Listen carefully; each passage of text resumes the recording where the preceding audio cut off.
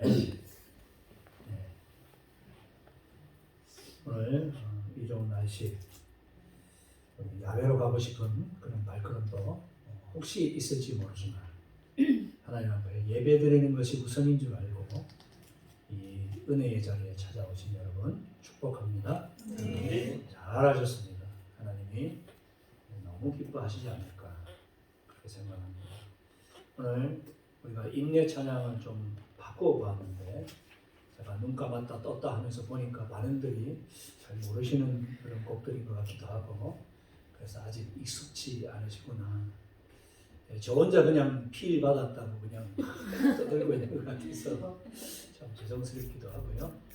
이제 돌아가시면 이 유튜브에서 창조의 아버지 이 곡 제가 참 좋아하는 곡인데 한번 들어봐 보십시오. 가사가 참 너무 은혜롭고 다음 주에는 좀 더 우리가 함께 찬양할 때 임하는 은혜가 더 크게 우리에게 주어질 줄 믿습니다.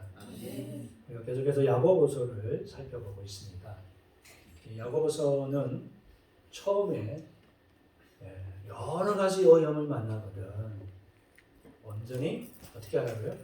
기쁘게 여기라. 시험에 대한 주제를 먼저 말씀하십니다. 당시 기독교인으로 산다는 것은 주류가 아니었지요.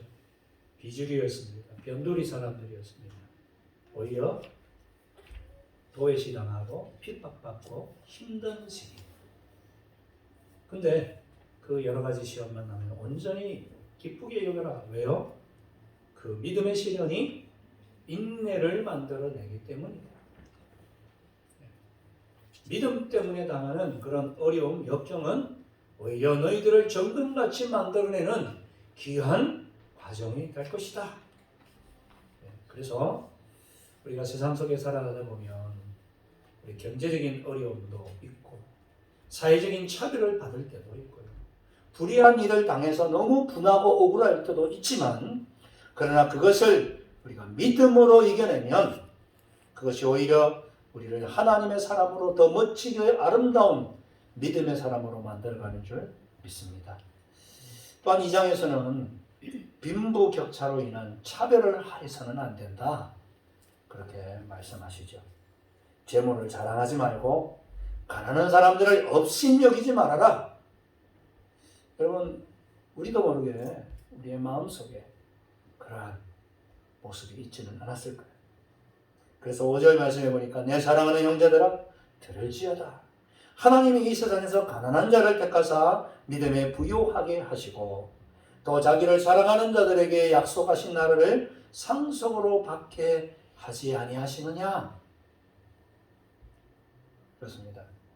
연약하고 부족하고 보잘것없을 것 같은 그러한 존재들을 하나님은 택하시고 그들을 믿음의 사람으로 굳게 세워주시는 줄 믿습니다. 그러므로 우리가 조금 더 낫다고 나보다 못한 부분들을 차별해서는 안 된다. 우리가 지난주에 봤던 것은 무엇입니까? 믿음은 행함으로 온전해진다. 행함이 없는 믿음은 죽은 믿음이다. 이것은 사실 바울이 로마서에서 이야기하는 것과는 대치되는 거 아니냐 이런 오해를 불러일으켰죠. 그래서 한때 종교개혁자였던 루터도 야고보서를 지푸라기 복음이다 이렇게 이야기했습니다. 오직 의인은 믿음으로 말미암아 살리라. 이 이심칭의를 외치면서 지금 종교개혁이 일어나고 있는데 마치 그것을 부정하는 것 같은 말씀이 성경 안에 있으니까요. 근데 그건 오해죠. 강조점이 다를 뿐입니다. 이심칭의 믿음으로 의롭게 된다. 구원을 얻는다는 것은 무엇입니까? 우리가 처음 신앙을 출발할 때를 포커스를 맞춘 것이죠. 신앙의 출발은 믿음으로지 내 공로 아니야. 네 선행으로 되는 거 아니야. 아멘이시죠? 네. 그렇습니다. 다른 종교와 다른 부분이 이거죠. 그러나 우리가 이제 믿고 하나님의 사람이 되었다면 나 천국 가 이걸로 끝나면 안 된다는 거예요. 바로 천국으로 부르지 않고 이 땅에서 우리를 살게 하신 이유, 그것은 무엇입니까? 성화입니다. 하나님의 자녀답게 되는 것, 주님을 닮아가는 것. 지금 그것을 야고보 사도는 이야기하고 있는 것입니다. 너희들이 예수 믿는다 하는데 도대체 안 믿는 사람과 무슨 차이가 있냐? 믿는다 하는데 왜 행함이 없냐? 왜 그렇게 악하게 사냐? 네 믿음을 나에게 보여봐라. 그래서 21절 22절에 보니까 아브라함을 예로 들지 않습니까? 아브라함이 그 아들 이삭을 번제로 바칠 때 그 믿음이 행함으로 온전해졌다. 네가 믿어? 예수 믿어? 하나님 믿어? 그러면 그 믿음을 행함으로 증명해봐야 그게 진짜야. 행함이 없는 믿음은 죽은 거야. 그렇습니다. 이 믿음을 행함으로 나타내어야 되는데 오늘 우리가 이 3장에서는 두 가지로 나누어서 이야기를 하고 계십니다. 하나는 신자의 언어 생활입니다. 믿음을 행함으로 나타낼 때에 가장 먼저 우리가 조심해야 될 게, 또 주의해야 될 게 언어입니다. 사람과 짐승을 구분하는 가장 독특한 요소가 언어잖아요. 짐승들도 언어가 있다. 다른 동물도 서로 커뮤니케이션을 한다는 말을 하지만, 그러나 우리 인간만큼 이렇게 다양한 감정을 표현하는 미묘한 차이까지 나타내는 그런 언어는 없죠. 그런데 이 언어로 우리가 무엇을 합니까? 죄를 짓는데 너무 많이 사용한다는 거죠. 오늘 1절에 내 형제들아 너는 선생된 우리가 더 큰 심판을 받을 줄 알고 선생이 많이 되지 마라. 선생이 왜 되지 말라고 합니까? 선생이 되면 말을 많이 하다 보니 말 실수가 잦아진다. 그 말 실수로 누군가는 상처를 입죠. 누군가는 낙심을 합니다. 아유, 저 사람이 있으면 나 교회 안 갈래? 그래서 말을 많이 하는 위치에 있는 선생, 지도자, 교회에서 자꾸 되려고 애쓰지 마라. 그만큼 네가 선생이 되었다면 말에 책임을 져야 되기 때문이다. 그래서 이전에 우리가 다 실수가 많으니 만일 말에 실수가 없는 자라면 곧 온전한 사람이라. 능히 온몸도 굴레 씌우리라. 여기에 우리라고 하는 단어가 있는 걸 봐서요, 야고보 자신도 말의 실수가 있었다는 것을 인정하고 있는 거죠. 우리가 다 실수가 있다. 왜 말의 실수를 합니까? 우리의 혀를 통제하지 못하게 되는 거예요. 여러분이 머리로 여러분의 혀를 통제하실 수 있나요? 이 말 안 해야지 했는데 나도 모르게 튀어나오잖아요. 그냥 머릿속에만 맴돌려고 했는데 이게 그냥 어느 순간에 튀어나와서 사랑하는 아내와 남편과 아들과 딸의 마음에 스크래치, 어떤 때는 돌이킬 수 없는 그런 아픔을 주지 않습니까? 그래서 오늘 본문에 보니까 말에 재갈을 물리듯이 우리의 혀에 재갈을 물려야 된다.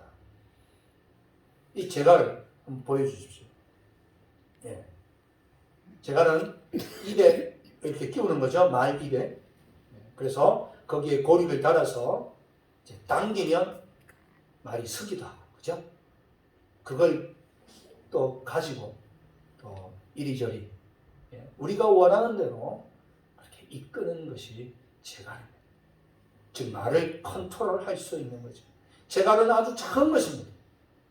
그러나 그 조그마한 것에 말이 꼼짝 못하고 사람에게 순종하는 것이죠.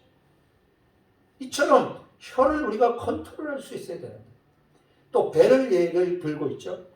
4절에 보니까 또 배를 보라. 그렇게 크고 강풍에 밀려가는 것들을 지극히 작은 키로서 사공의 뜻대로 움직이나니 유조선 같은 거는 뭐 몇십만 톤이 된다고 하지 않습니까? 배수량이 그렇게 큰 배도 사실은 오른쪽, 왼쪽, 앞으로 이 모든 것들이 뭘로 합니까? 키로 하는 거죠. 키로. 이게 바닷속에 있어서 꺾일 때마다 이 키를 뭐가 조절합니까? 눈에 보이시는 것처럼 그죠? 조타실에 있는 저 운전대로 여러분의 혀를 그렇게 컨트롤하고 계시나요? 참 혀는 길들이기가 쉽지 않죠. 그래서 5절에 보니까요. 이와 같이 혀도 작은 지체로 돼. 큰 것을 자랑하도다. 그렇습니다. 이 혀로 통해서 우리가 쏟아내는 이 언어가 얼마나 큰 영향을 끼치는지요. 그래서 그 작은 불이 얼마나 많은 나무를 태우는가. 얼마 전에도 호주에 그죠 몇 달치 계속 산불이 진행됐다고 하지 않습니까? 한반도만큼의 면적이 그냥 싹 다 타버렸다고 하는 이야기 듣는데 그 시작은 뭘로 시작합니까? 조그마한 담뱃불, 성냥불 하나가 붙으면 그렇게 그냥 엄청난 산불을 일으키는 것이죠. 그래서 6절에 혀는 곧 불이요 불의의 세계라. 혀는 우리 지체 중에서 온몸을 더럽히고 삶의 수레바퀴를 불사르나니 그 사르는 것이 뭐가 같다고요? 지옥불. 그렇습니다. 말 한마디로 가정이 지옥으로 변합니다. 그렇죠? 경험해 보셨죠? 전혀 경험 안 하신 것처럼 우리는 천국이야. 아유, 그러면 감사하죠. 저희 가정도 그렇습니다. 감정을 못 이겨서 분에 차서 나온 그 말 한마디가 가정을 지옥으로 만들죠. 불을 태워 없애버립니다. 사회생활 할 때도 마찬가지 아니겠습니까? 잠언 16장 27절에 보니까 불량한 자는 악을 꾀하나니 그 입술에는 맹렬한 불 같은 것이 있느니라. 불량한 사람은 악을 꾀하는데 그 입술에서 맹렬한 불이 나온다. 우리가 불쇼 같은 거 한 번씩 보잖아요. 그죠? 이 서커스 같은 데 보면 그죠? 불 붙는 그 막대기를 입에 넣었다가 후 붙으면 확 나오잖아요.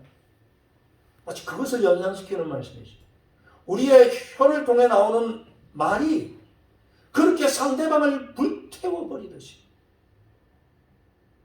엄청난 일을 일으킨다는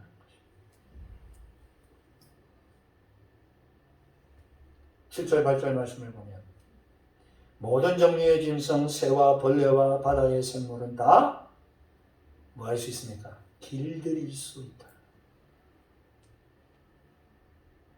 길들일 수 있어요. 그런데 오직 하나 길들일 수 없는 것이 있으니 그게 뭡니까? 혀다. 혀는 능히 길들일 사람이 없나니 쉬지 아니하는 악이요 죽이는 독이 가득한 것이라. 그래서 초대교회 우리 교부들은 때때로 광야에 가서 침묵 수행을 했다고 합니다. 불교에서도 그런 그죠 수행하죠. 말하지 않고 입을 다물고 참는 것이죠. 혀를 길들여 보려고. 우리는 안타깝게도 9절 10절 말씀처럼 이것으로 우리가 주 아버지를 찬송하고 또 이것으로 하나님의 형상을 지원받은 사람을 저주하나니 한 입에서 찬송과 저주가 나오는도다. 내 형제들아 이것이 마땅치 아니하니라. 예배드릴 때는 얼마나 참 뜨겁게 찬양합니까? 하나님의 성호를 찬양하고 사랑과 은혜를 쏟아내는 말들을 하는데 그러나 그 입으로 저주도 쏟아낸다. 교회 안에 그런 일이 일어나서는 안 된다. 지금 사도 야고보가 강조하고 있습니다. 그렇습니다. 이 말은요, 수술하는 때 쓰는 칼과 같습니다. 메스와 같습니다. 그렇죠? 말 자체가 악은 아닙니다. 그렇죠? 그러나 이것을 누가 사용하느냐에 따라 의사가 사용하면 병을 고치는 그런 수술 칼이 되지만 이것을 강도가 잡으면 사람을 죽이게 되는 살인 도구가 되는 거죠. 여러분은 말을 어떻게 사용하고 계십니까? 여러분의 혀를 어떻게 사용하고 계십니까? 사람을 살리고 계십니까? 아니면 찔러 죽이고 계십니까? 그래서 신앙의 성숙도는 그 사람의 언어 생활을 보면 알 수 있는 거죠. 11절 12절 말씀해 보니까 샘이 한 구멍으로 어찌 단물과 쓴물을 내겠느냐? 내 형제들아 어찌 무화과 나무가 감람나무 열매를 맺겠느냐? 포도나무가 어떻게 또한 무화과 열매를 맺겠느냐? 어떻게 짠물에서 단물이 나올 수 있겠느냐? 그렇죠? 한 우물에서는 단물이 나오든지 쓴물이 나오든지 하지 쓴물 단물이 한꺼번에 나올 수 없다. 너희가 예수를 믿는다 하면서 왜 불신자와 동일한 그런 악한 말들을 쏟아내냐?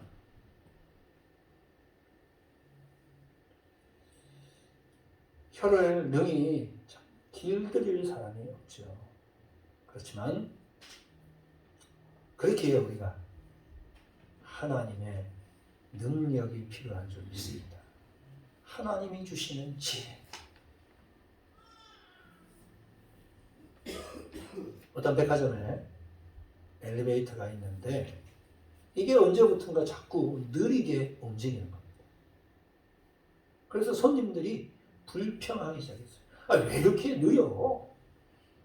이 백화점 모르겠다. 그런 이제 민원들이 들어오고 소리를 들으니까 지배인 되는 사람이 고민이 이만저만이 아닙니다. 왜요?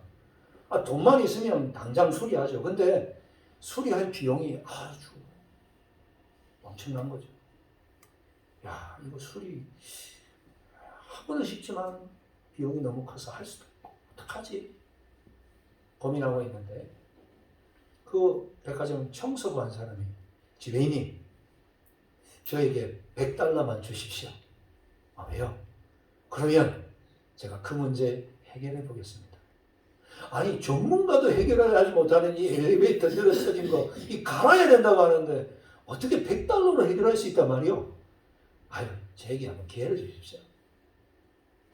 그 다음날 되었더니 이 엘리베이터 안에 아주 큼지막한 거울이 붙여져 있는 거예요. 근데 그때부터 고객들의 민원이 줄어들기 시작해요. 왜 이렇게 느려 터졌어? 이런 말이 사라지는 거예요. 왜요? 짐작할 수 있는 것처럼 엘리베이터 타면 거울이 있으니까 넥타이도 고쳐내고 화장도 하고 그죠? 옷은 엉클어지지 않았나? 머리는 괜찮나?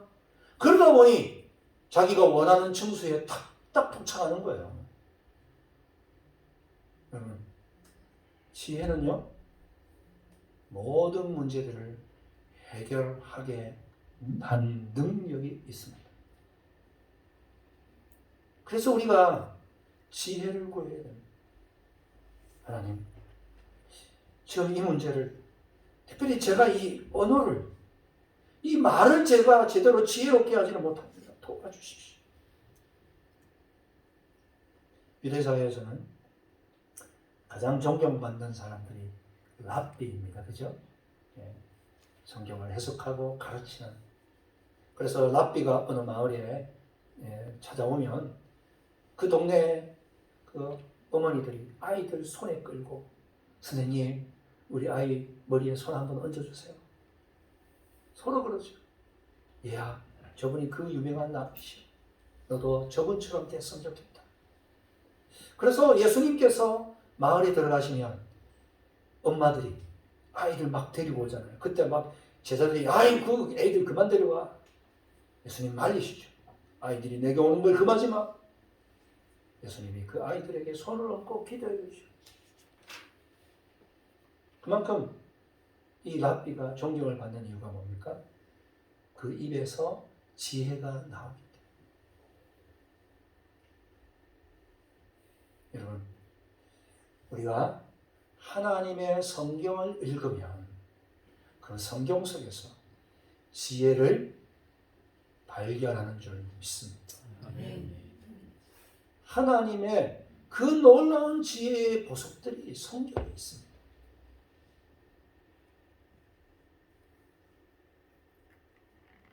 (14절) (15절) 말씀해 보니까요. 그러나 너희 마음속에 독한 시기와 다툼이 있으면 자랑하지 말라. 진리를 거스려 거짓말하지 마라.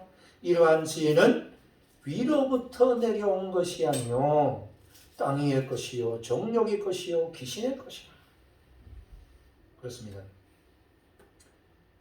시기, 다툼, 거짓말, 정욕 이런 것들은 다 땅의 것입니다. 위로부터 내려오는 지혜가 아닙니다. 위로부터 내려오는 지혜를 하늘의 지혜라 말할 수 있겠죠. 이 성경 속에서 하늘의 지혜를 경험하게 될 때 나타나는 현상이 있습니다. 그게 뭐냐? 나를 알게 된다는 것이죠. 나의 본질을 보게 된다는 것이죠. 말씀을 읽다 보면 내가 어쩌면 이렇게 더럽고 추악한 죄인인지 알게 되지 않습니까? 나의 본질을 깨닫게 되면 자랑할 게 아무것도 없습니다. 나같이 죄인 중에 괴수죄인을 주님이 사랑하셨구나. 십자가에서 죽어주셨구나. 그러니 다른 사람들 볼 때 주님의 눈으로 보게 되는 거죠. 나는 저 사람보다 더 했지. 나는 저 사람보다 더 입이 험했지. 말끝마다 욕설이었지. 그런 나를 하나님께서 사랑하셔서 예수 믿게 해주셨지. 그러므로 자연히 온유해지는 것이죠. 이전 같으면 하루에 10번, 20번 냈을 그 상황 속에서 화내지 않는 것이죠.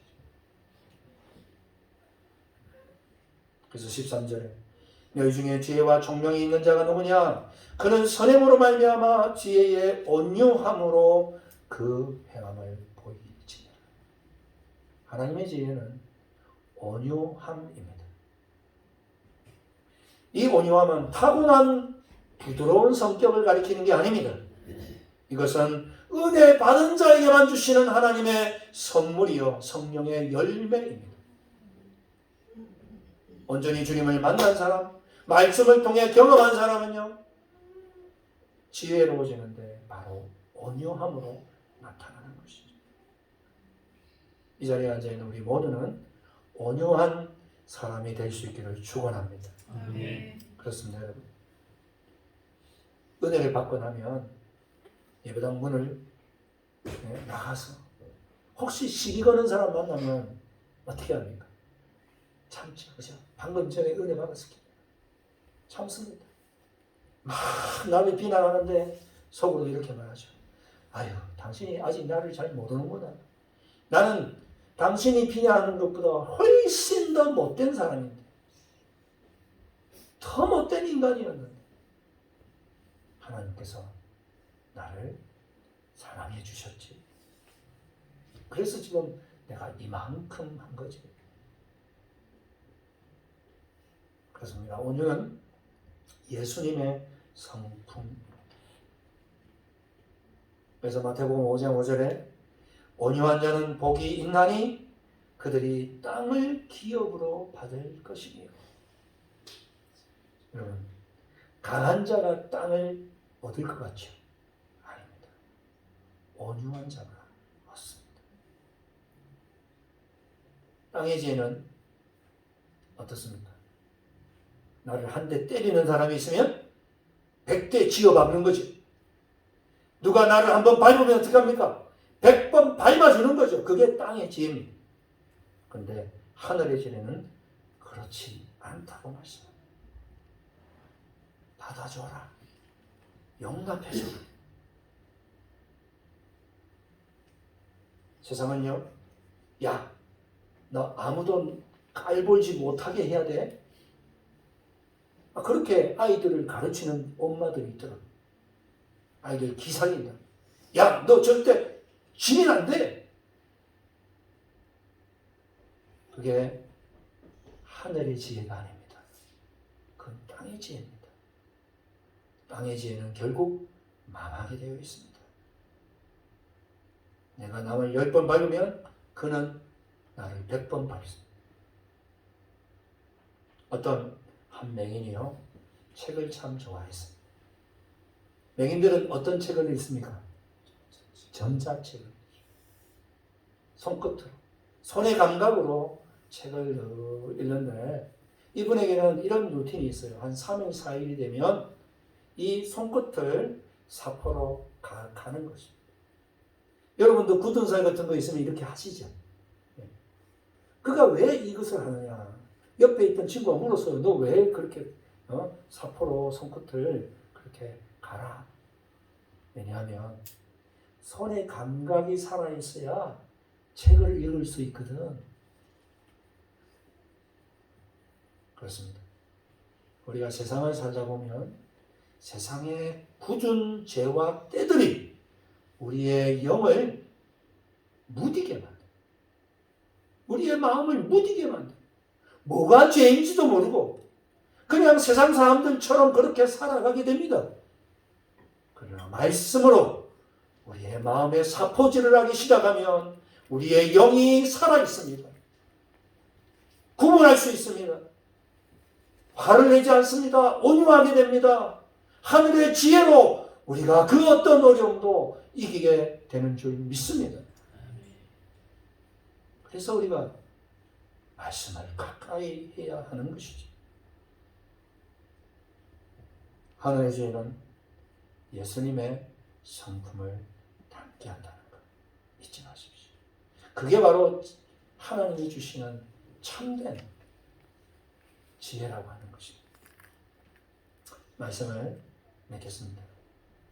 여러분, 말에 온전한 자가 되시기 바랍니다. 그러기 위해서는 하늘의 지혜를 받아야 됩니다. 하늘의 지혜는 어디에 있다고요? 하나님 말씀에. 우리의 굳어진 마음의 감각을 갈아내고 하나님이 주시는 지혜, 우리가 주님을 닮아 갈 수 있기를 간절히 축원합니다. 우리 하나님 말씀을 우리 고백으로 찬양으로 한번 고백드렸으면 좋겠습니다.